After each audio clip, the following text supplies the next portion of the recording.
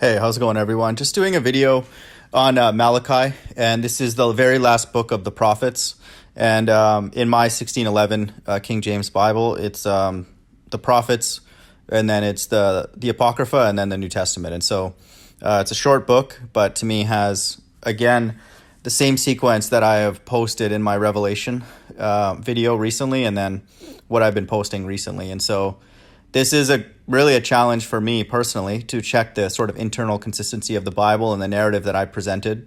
And, it's cool. Like, it's very, very interesting and fun, actually, to go and look at the book, the Bible, the entire book, where Jesus says he comes in the volume of the entire book, and look for the same narrative. I would not expect anything contradictory to what I've posted, really on my entire channel, but definitely in my sequence of the end times video that I just posted.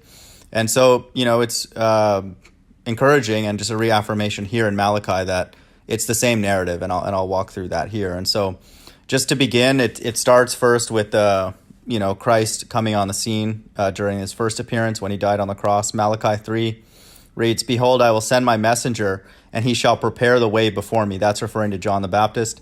"And the Lord, whom ye shall seek, shall suddenly come to his temple, even the messenger of the covenant, whom ye delight in. Behold, he shall come, saith the Lord of hosts.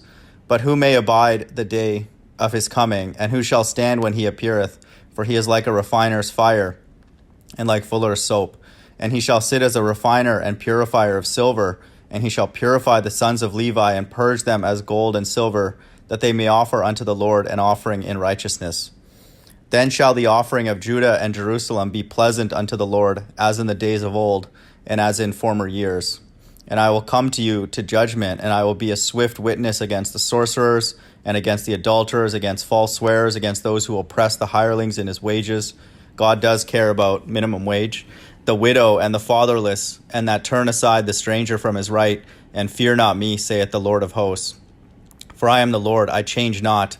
Therefore ye sons of Jacob are not consumed." We have to, again, be reminded of this. God does care about the details, for sure. He does care about how much people are paid, what they're doing, and all that, even if this world doesn't care and Satan doesn't allow us to talk about money and equitable distribution of it. God does, and very much so, and there's many examples of that.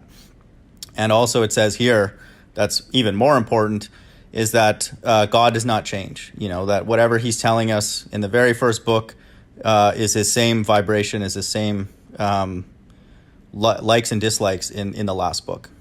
So verse 6, "For I am the Lord, I change not. Therefore ye sons of Jacob are not consumed. Even from the days of your fathers ye are gone away from mine ordinances, have not kept them. Return unto me, and I will return unto you, saith the Lord of hosts. But ye said, wherein shall we return?" So he's saying we have to we're making the first step. And I believe that this applies to the time when Jesus was on the scene first, and then also in these last days, where there are large groups worldwide on an individual level returning back to God. And then once we all do, then he's going to return to us.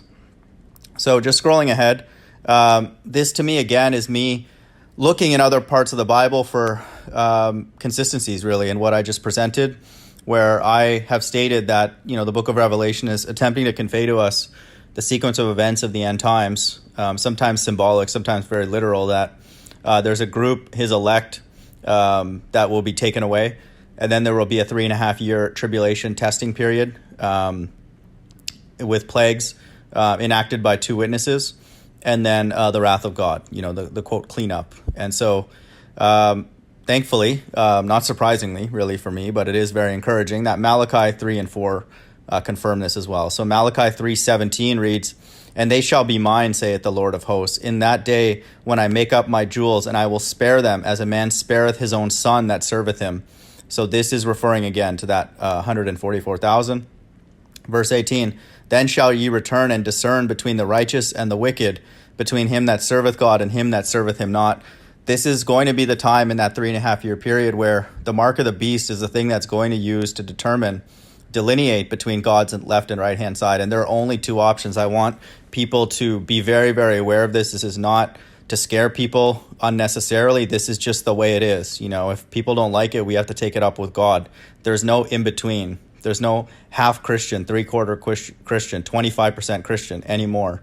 And this is not even a proclamation of 100% truth or anything grandiose like that. It is just simply there are two groups of people that are going to be sifted and visually seen by all of us, and so I just want people to be very, very aware of this, that it's very important to, quote, fall on the right side. And so that is what is meant by verse 18. Then shall ye return and discern between the righteous and the wicked, between him that serveth God and him that serveth him not. There's only going to be two options. And in this day, the mark of the beast is going to be the mechanism by which God differentiates those two groups. Continuing on, Malachi 4. For behold, the day cometh that shall burn as an oven, and all the proud, yea, and all that do wickedly shall be stubble. And the day that cometh shall burn them up, saith the Lord of hosts, that it shall leave them neither root nor branch. And so that is what happens, after, the elect are taken away. And then there is, like I said, the mark of the beast, which is to delineate between God's left and right hand side. And then it's God's wrath. And so that sequence holds all the time. And, I'll continue to look in other books of the Bible. And also another thing that I noticed, just a quick side note, is that in Genesis, even from the very, very first book, there are prophetic aspects of that, because it talks about 400 years, of slavery, and suffering. And so if people look at, the first instance of the so-called Negroes arriving here in America, it was 1619. And those 400 years have passed. And so even in the book of Genesis, there are verses that, refer and relate to the times that we live in now. And so I believe that the year that we're living in currently is very, very important, because that curse is now lifted off the so-called Negroes. And then also we see these very words coming to pass right before our eyes. But anyway, back to Malachi. So again, sequence of events holds. There's always the elect removed, saved, delivered, spared, whatever term you want to use.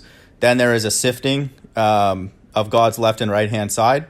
That was at the end of Malachi in 18. And then now here, Malachi 4:1 talks about burning, America first, and then, the rest of the people on earth who have the mark of the beast.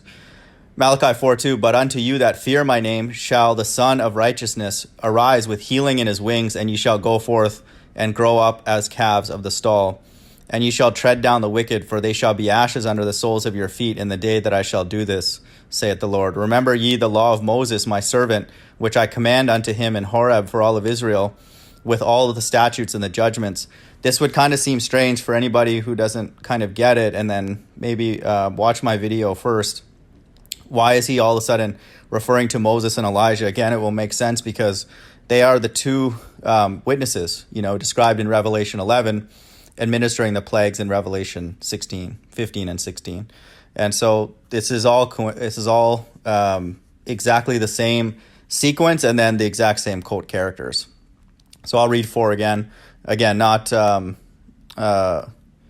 it's not a he's not bringing up Moses and Elijah randomly. I want people to know that all of this is very, very condensed version of the book of Revelation.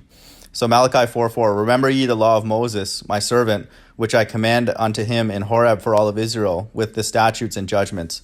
Verse 5, behold, I will send you Elijah the prophet before the coming of the great and dreadful day of the Lord. So he mentions Moses and Elijah on purpose. And so they will be the two witnesses that will be sent before, like I mentioned, the wrath of God, the great and dreadful day of the Lord. Verse 6, and he shall turn the heart of the fathers to the children, and the heart of the children to the father, and lest I come and smite the earth with a curse. And so, again, this is all referring to the fact that those two witnesses will be in charge of administering many, many plagues, specific ones, and then also whichever ones they decide during that time. But ultimately, their job will be to turn the heart of the children to their father. And I believe that's spiritual and symbolic, referring to us, if we're on the earth at that time, returning our heart back to the Most High, our only Father, the creator of all things, the Most High, the God of Israel. Hope everyone's doing well. Bye.